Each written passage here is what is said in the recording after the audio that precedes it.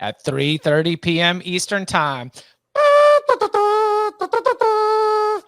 We got the beginning of an SEC on CBS doubleheader. Remember, it's a tripleheader on CBS, Ohio State and Rutgers in the noon slate.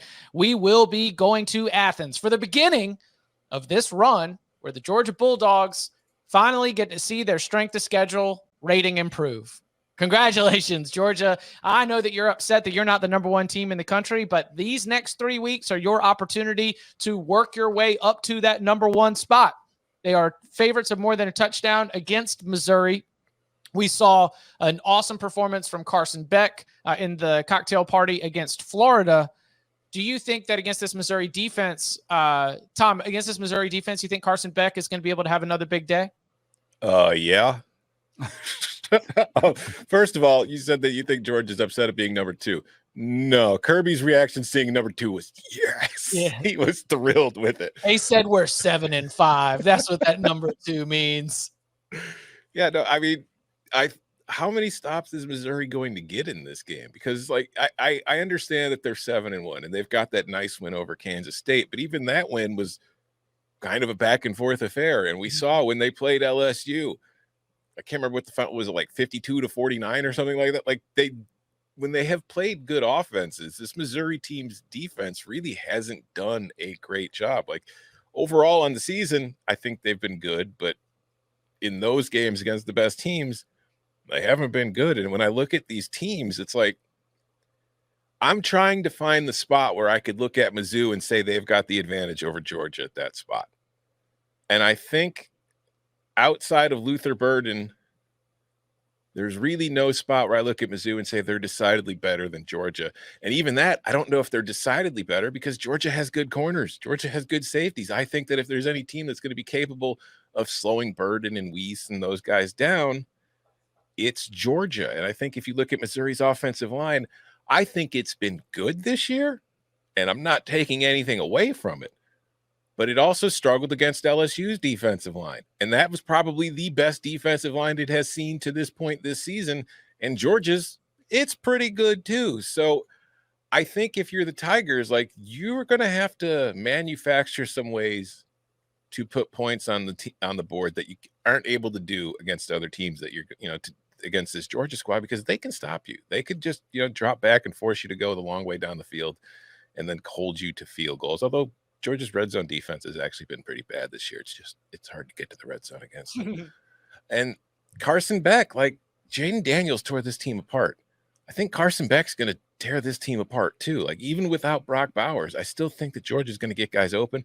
I think they will be able to run the ball very effectively on this Missouri team, which is something that Georgia hasn't been great at all year, but is getting better at as the year wears on. It's been a very solid season for Mizzou. I do not like the odds of winning this game. I don't like the odds of really keeping it close.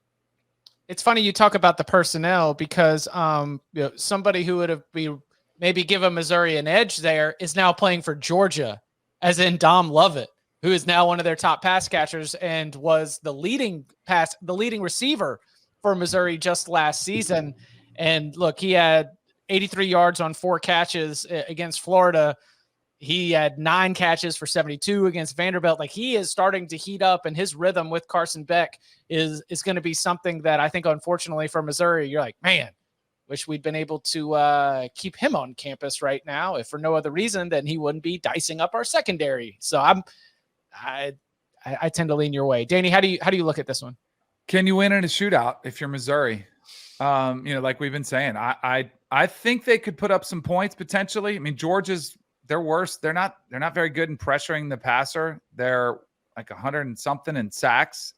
Tom was just mentioning the red zone defense. Teams are scoring a touchdown 76% of the time in the red zone. That's 122nd in the country. I like the weapons they have. I mean, Theo Weiss, the guys around Luther Burden are pretty good too. I think it's a game. That's how they were in the game with LSU. Now LSU's defense is a problem. I don't think Georgia has the problems that they do. It's also between the hedges too. I mean, that's where Georgia's been different. I am overall leaning with you guys and feeling like I think there's a theme kind of developing, and it's kind of annoying because you see it from all the SEC folks saying, oh, well, this Georgia schedule was so easy. Well, look at it now. Look how tough it is now. And yet, I still think Georgia's going to roll through these teams they play on the back end, most likely. I agree strongly with what Danny and Tom have said. I like, how does Missouri hang with them?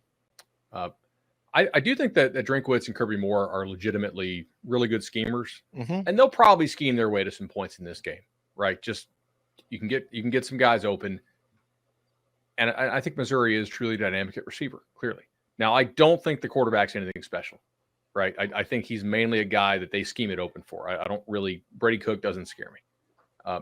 Georgia, though, one of the unknowns is how well will Missouri look against a team that can really cover. Because so far, Missouri has played these teams. Middle Tennessee State, definitely can't cover. Kansas State, major problems in coverage. Memphis, obvious problems in coverage. Vanderbilt, one of the worst secondaries we've seen in this league in quite a while. LSU, huge problems in coverage. Kentucky, the worst part about that defense is their corners. South Carolina, disaster in coverage this year. I think you can argue that they have not faced a top 25 secondary in the sport so far, and we're through October. Georgia can legitimately cover guys. Both corners are really good. Tyke Smith is really good. Malachi can really play. So how well do these Missouri guys do when they get hands put on them and guys who are running with them? Like, how many times can you scheme open touchdowns? Because I'm not sure how many one-on-ones you're going to be able to create, and of those you create, how many you can win. On the other side, like, look, Missouri gave Georgia a lot of trouble last year, okay? Particularly Missouri's defense. That's a double-edged sword. Number one, they might be able to run that back and have good success with that because Georgia's O-line is a clear step back from where it was last year. Number two, this is a clear letdown spot for Georgia. You just thump Florida. Next week, you go on the road to play Tennessee. But I do think Kirby will have their attention because this is the game they almost lost last year, right? And I think he's going to be able to say, hey, you remember this? You guys thought you were hot stuff last year. Not so much when you had to go to Como. So I don't know. Like, we get 12 versions of a team every year. Like, why is this like the 10th or 11th or 12th best version? Like, why is this the very best Georgia's going to play? Maybe it is because it's at home. Oh, sorry, Ole Miss next week at home. Right? They're in a pretty good run of teams, and they get Tennessee after. But this is like clearly the game you would overlook if you're Georgia. But they overlooked them last year. That's my point. Yeah. That's Kirby's best motivator. And they're number two. And they're number two. Nobody believes in them. Yeah, College Football Playoff Selection Committee said you're going 7-5. You want on to the flip side. Oh, sorry. I know we're running long on this. Go. What good passing offense has Georgia seen? South Carolina. Yeah. I guess, but they really couldn't block, and they scored 13.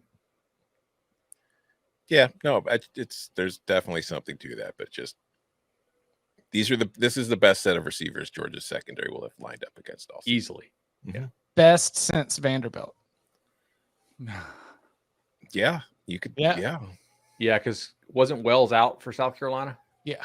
Yeah. Although, I mean, I know he's nothing special, but Pearsall's okay, and I like Trey Wilson, but that's more talent than production so far. But yeah, I'd say overall from top to bottom, this is definitely the best. In terms of attacking downfield, for sure. Like Florida, their depth of target is like almost negative.